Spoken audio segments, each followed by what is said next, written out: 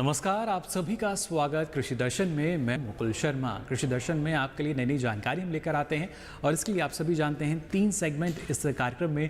पहले हम बात करेंगे विज्ञान और किसान की, दूसरा सेगमेंट में हम बात करेंगे फार्मिंग इंडिया और साथ ही बात होगी कृषि स्टार्टअप की। तो चलिए बनाते हैं कार्यक्रम की।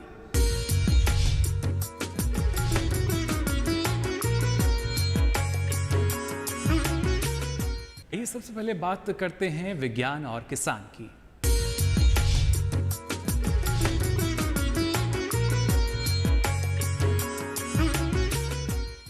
सर, आप ग्रामीण विकास मंत्री भी हैं। इन क्षेत्रों में हम देखते हैं कि मनरेगा के जो मजदूर हैं अभी काम सर बंद है लगभग, तो उनको एडिशनल सर वर्क कैसे मिलेगा? उसके लिए सर क्या? मनरेगा एक बड़ा कार्यक्रम है और इस अंतर्गत 5 करोड़ से अधिक श्रमिकों को काम मिलता है वैकल्पिक रोजगार के रूप में। लॉकडाउन की अवधि में वो काम बंद हुआ, लेकिन व्यक्ति मूलक जो कार्य हैं उन कार्यों को अभी हमने अलाउ रखा है। जैसे कोई व्यक्ति अगर अपना कुआं खोद रहा है, कोई व्यक्ति अपना प्रधानमंत्री आवास बना रहा है, तो ऐसे जो व्यक्ति मूलक कार्य हैं वो देश भर में अभी चल रहे हैं। मनरेगा के अंतर्गत जितनी भी देनदारियां राज्यों की थी, चाहे वो मटेरियल की हों चाहे वो मजदूरी की हों, सारे पैसे केंद्र सरकार ने राज्यों को उपलब्ध करा दिए हैं, जिससे गरीब की जेब में पैसा पहुंचे और इस परिस्थिति का सामना करने में वो सफल हो। हम लोगों ने राज्यों को आग्रह किया है अपना वर्क प्लान तैयार रखें। जैसे जैसे लॉकडाउन की स्थितियों में छूट मिलेगी तो हम मनरेगा के काम को तेज़ी के साथ प्रारंभ करेंगे और मनरेगा के अंतर्गत आने वाले समय के लिए सभी राज्यों को हम लोगों ने कुल मिलाकर 33,000 करोड़ रुपए की स्वीकृतियां प्रदान कर दी हैं। जैसे काम प्रारंभ होगा वैसे वैसे पैसा पहुंचना शुरू हो जाएगा। ग्रामीण विकास की दृष्टि से अगर हम देखेंगे तो दूसरी योजना जो इस समय में कारगर रूप से चल वो स्व सहायता समूह की है। स्व सहायता समूह का एक बड़ा वर्ग है, लगभग 63 लाख सेल्फ हेल्प ग्रुप हैं, 6 करोड़ महिलाएं उससे जुड़ी हुई हैं। इन सब महिलाओं ने इस कोरोना महामारी के समय किसी ने बनाया, किसी ने मास्क बनाया और करोड़ों की तादाद में ये उत्पादन करके उन्होंने अपने काम को भी आगे बढ़ाया, लेकिन जो आवश्यकता थी उस आवश्यकता को भी पूर्त करने में उन्होंने अपना योगदान दिया। अभी तक ये सेल्फ हेल्प ग्रुप जो थे वो ₹1 तक का ऋण ले सकते थे। अब इसकी सीमा बढ़ाकर बिना गारंटी के 20 लाख रुपए तक इनको लोन मिल सके, यह सुनिश्चित हम लोगों ने किया है। प्रधानमंत्री जन धन योजना के अंतर्गत जो अकाउंट खुले थे 20 करोड़ 40 लाख अकाउंट महिलाओं के थे और प्रधानमंत्री जी ने कहा था कि हम ऐसी बहनें जो जनधन अकाउंट वाली हैं उन 20 करोड़ 40 लाख बहनों के खाते में 500 रुपए की 2 किस्तें भेजेंगे। तो पहली किस्त सारी बहनों के खाते में पहुंच गई है और 1000 बहनों ने तो उसको 1000 करोड़ रुपया बैंक से लिया है। दिव्यांग वृद्ध को जो पेंशन दी जाती है वो भी आरडी के माध्यम से दी जाती है, वो भी दिया जा रहा है।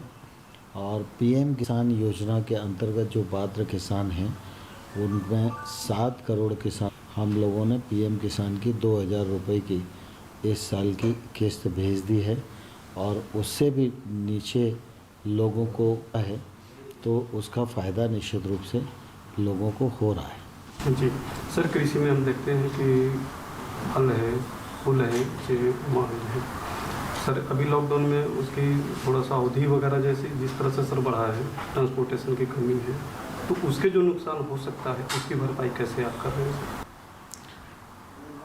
फलों की और फूलों की खेती ये एक तौर से कम अवधि वाली खेती होती है।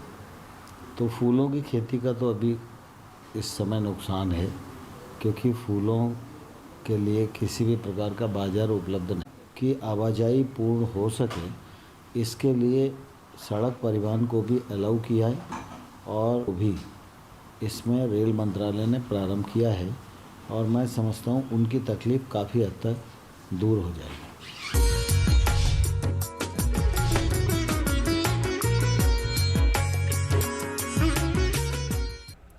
इसी के साथ ही कृषि दर्शन में वक्त हो चला एक छोटे से ब्रेक का।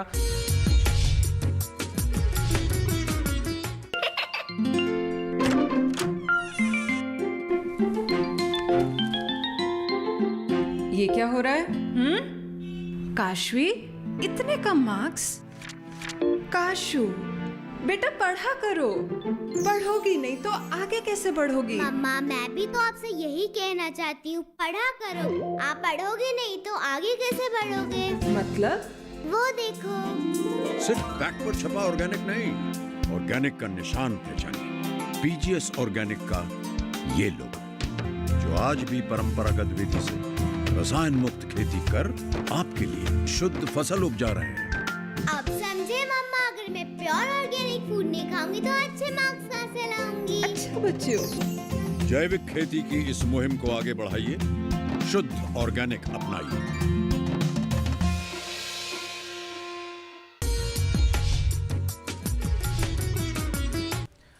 तो ब्रेक के बाद आप सभी का एक बार फिर स्वागत कृषि दर्शन में।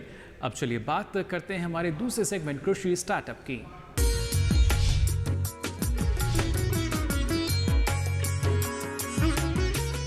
इनाम मंडी के माध्यम से किसान और व्यापारी एक दूसरे के साथ में किस तरह से फसल का उत्पादन करने के बाद बार्गेनिंग कर सके, बोली लगाकर किस तरह से बेचे। तो इसके लिए हमने नए कदम भी उठाए और अभी इसके अंदर हमने उसको भी जोड़ दिया है, जिसमें लगभग 3.5 लाख ट्रकें भी उसके अंदर जोड़ी है। और अब व्यापारी आपस में तो जिस तरह से बोली लगाकर अनाज का पहचान पहले करते ही थे, लेकिन अब जो हमारे फार्मर प्रोड्यूसर ऑर्गेनाइजेशन एफपीओ और एफपीसी है, उनको भी उससे जोड़ दिया गया है। तो अब उसके अंदर किसान को तुरंत अगर वो देना चाहता है, अगर फ़ोटो अपलोड करके अपने उत्पादन जो है उसको फसल है उसका, और वो उसके ऊपर पोर्टल पे चढ़ाएगा तो वहीं से उसकी बोली लगाकर और उसके वहाँ से सीधा ट्रक में लोड करके और वो किसान भेज सकता है। तो ऐसा इनाम पोर्टल के अंदर भी हमने नए अपडेट किए हैं, जिससे कि किसानों को इसका लाभ मिलेगा। और इस कोविड-19 के अंदर भी आज व्यापारी और किसान अपने घर बैठकर अपने उत्पादन को बेच सकते हैं, खरीद सकते हैं। तो ये एक बहुत बड़ा वरदानकारी साबित भविष्य में होने वाला है और इसका किसान लाभ उठाने लगे हैं। ऐसा है कि इसमें मैंने कहा ना आपको, और कई नए अपडेट कर रहे हैं और भविष्य के अंदर किसान सीधा ही व्यापारी से जुड़ेगा। यहाँ बैठा वो दूसरे राज्य के अंदर भी अपने जो फसल है उसको बेच सकता है, अच्छी रेट कहाँ मिलती है। तो इसके लिए एक जिस तरह से ओला और उबर के अंदर जिस तरह से गाड़ी या जिसकी आवश्यकता होती है तो अपन मंगाते हैं, वैसे ही ट्रक का भी हमने उसमें 3.5 लाख ट्रकों का उसमें अपलोड किया है और भी इसको और बढ़ाएंगे, जिससे कि किसान को इसकी राहत मिलेगी। जैसे ही कोरोना की इस महामारी की वजह से देश के अंदर लॉकडाउन का फैसला हुआ, तब प्रधानमंत्री जी ने ये सोचा कि क्योंकि किसान के लिए ये इस समय का वो समय है जिस समय उत्पादन और फसल की कटाई का टाइम है, तो प्रधानमंत्री जी ने इसमें निर्णय लेकर कृषि मंत्रालय ने यह निर्णय लिया कि मज़दूरों को इसमें एग्जम्पशन रखें और उसको हमने फ्री रखा। उसके बाद में कई मशीनरी जी है जो बाहर से आती है, तो वो जो हमारे यंत्र हैं उनको लाने के लिए भी सरकार ने छूट दी कि अन्य राज्य से इसका लाकर उपयोग कर सकते हैं। इसको हमने उससे बाहर रखा। और उसके बाद में किसान सम्मान निधि के तौर पर जो 2000 रुपये देने हैं, तो वो भी हमने 7 करोड़ और 91 लाख किसानों के खाते में 2000 रुपये के हिसाब से किस्तें हमने पहुंचा दी और वो किसान को सीधा उनके खाते में पैसा पहुंच चुका है। और उसके साथ ही किसानों के लिए खरीद केंद्र भी हमने राज्यों को निर्देशित कर दिया है उनको एडवाइजरी जारी कर दी है कि आप तुरंत किसान की खरीद केंद्र स्थापित करें और किसानों की फसल को खरीदें। तो उस पंचायत के स्तर पर अगर राज्य सरकार चाहे तो जीएसएस जो कोऑपरेटिव है उसके माध्यम से भी वो खरीद कर सकते हैं। तो इस तरह से जो सोशल डिस्टेंस है उसका भी किसान ध्यान रखे, ऐसी व्यवस्था भी उसमें की गई है कि सोशल डिस्टेंस का ध्यान रखते हुए किसान अपनी फसल का अपने पंचायत के स्तर पर वो निर्णय वहाँ पर जाकर बेच सकते हैं। तो हमने राज्य सरकारों को ये निर्देश कहा है कि आप अधिक से अधिक किसानों को सुविधा दें और जहाँ तक हो कोऑपरेटिव के माध्यम से हो या अन्य एजेंसी के माध्यम से पंचायत स्तर पर खरीदें। विषय वो कैसी व्यवस्था करते हैं, लेकिन जहाँ भी है इसकी खरीद शुरू हो चुकी है। और उसके बाद में कुछ राज्यों ने डिमांड थी कि जो किसानों के लिए फसल जो 25 क्विंटल तक की खरीद करते थे तो उसको बढ़ाने की मांग की थी। तो उस कई राज्यों में जो मांग थी उसके आधार पर 40 क्विंटल की किसान फसल वहाँ पर ला सकता है।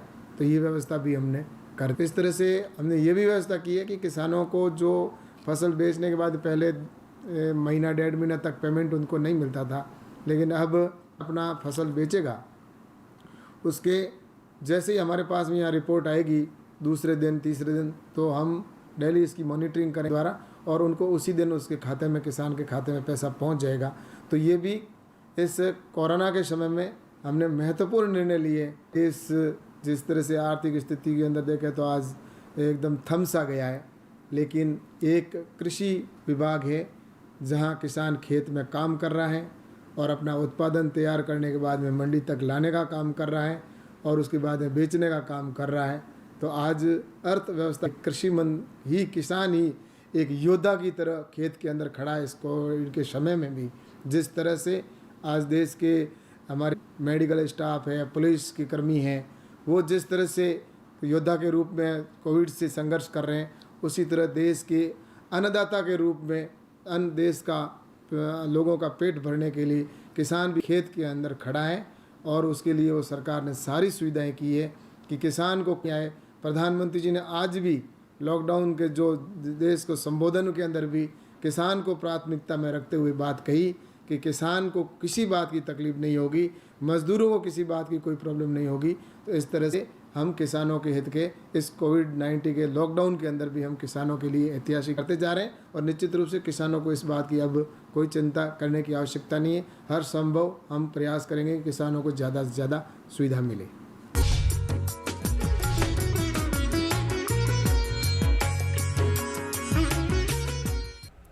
इसके साथ ही कृषि दर्शन से ब्रेक का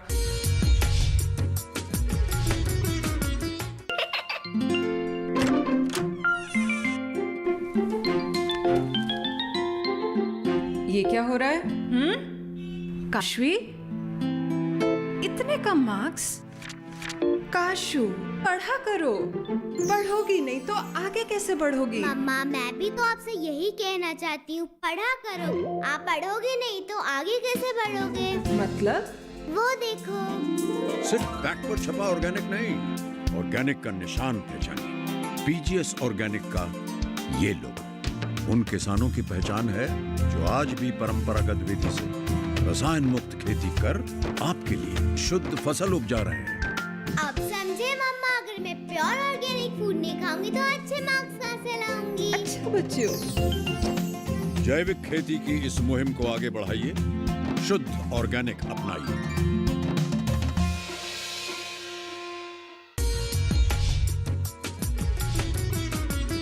ब्रेक के बाद एक बार फिर स्वागत कृषि दर्शन में। अब चलिए बात करते हैं फार्मिंग इंडिया की।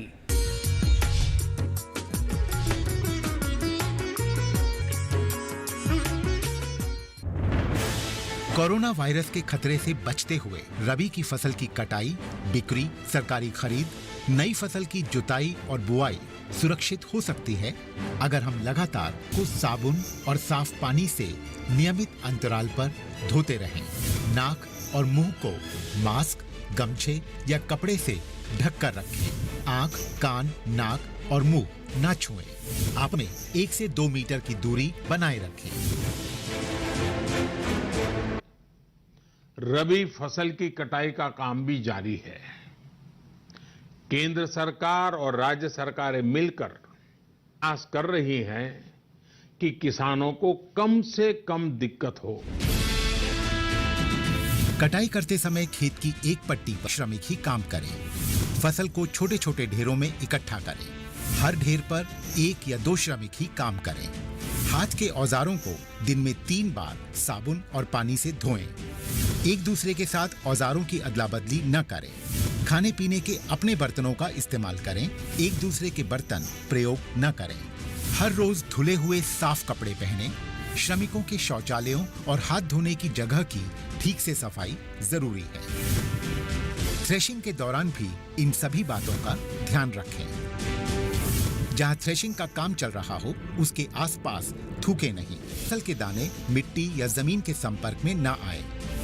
फसल उत्पाद को घर में रखने से पहले 48 घंटे तक धूप में रखें। कंबाइन, हार्वेस्टर, थ्रेशर, जुताई और बुआई की मशीनों को इस्तेमाल से पहले साफ करना जरूरी है। मशीनों के इस्तेमाल से पहले और इस्तेमाल के बाद हाथ साबुन से साफ करें। वाहनों, बोरियों, थैलियों और पैकिंग के दूसरे सामान की साफ सफाई पर भी खास ध्यान रखें और संक्रमण मुक्त रखें। फसल को वाहनों में चढ़ाना हो, बिक्री केंद्र तक पहुंचाना हो, बिक्री और खरीद के दौरान और नई फसल की जुताई समय साफ हाथ, मास्क का इस्तेमाल और एक दूसरे से 4 से 6 फुट की दूरी जरूरी है। खरीद केंद्र पर आने से भी जांच। खरीद केंद्र पर भीड़ ना हो इसलिए पंजीकृत किसानों को वाहनों के अनुमति पत्र के साथ SMS के जरिए निश्चित समय पर बारी बारी से बुलाया जाए। गोदामों पर खरीदी हुई फसल को लेने में शीघ्रता करें ताकि श्रमिकों को रुकना ना पड़े। कोरोना के खतरे से बचाव और अधिक जानकारी के लिए आरोग्य सेतु ऐप डाउनलोड करें। देश में खाद्य सुरक्षा के ये सिपाही भोजन की निरंतर उपलब्ध हैं, इसलिए किसान स्वस्थ रहे तभी हम कोरोना वायरस से जीत पाएंगे, आगे बढ़ पाएंगे। किसान सबल, देश प्रबल।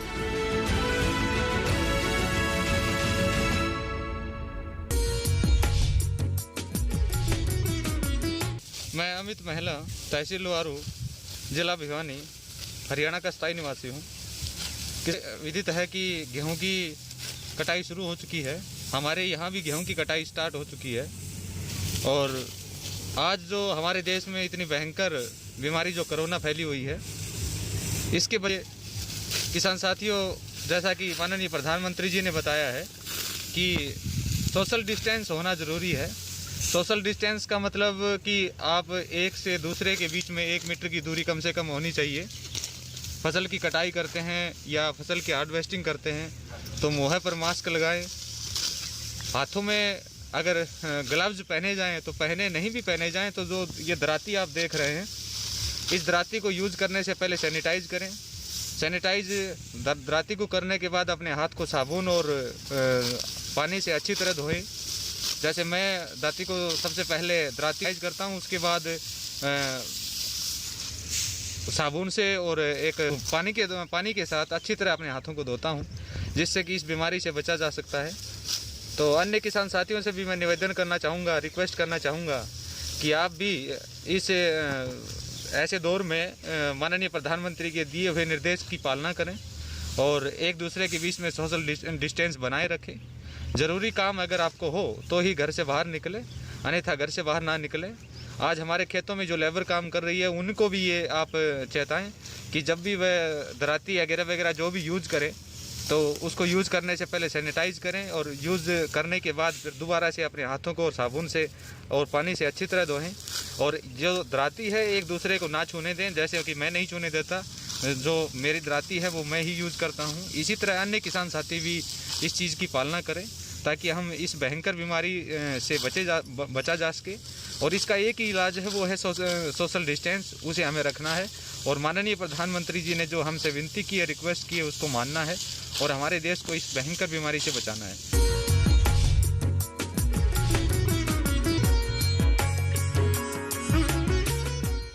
तो फिलहाल के लिए आज कृषि दर्शन में बस इतना ही। इसके साथ ही अगर आप अपना कोई सवाल या सुझाव हम तक पहुंचाते हैं तो उसके लिए आप हमारा पता नोट कर सकते हैं। हमारा पता है कार्यक्रम कृषि दर्शन संख्या 10 CPC दूरदर्शन खेलगांव नई दिल्ली 110049। इसके अलावा आप ईमेल के जरिए भी हमसे जुड़ सकते हैं। हमारी मेल ID है krishidarshan@gmail.com।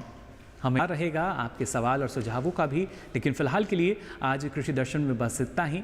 नमस्कार।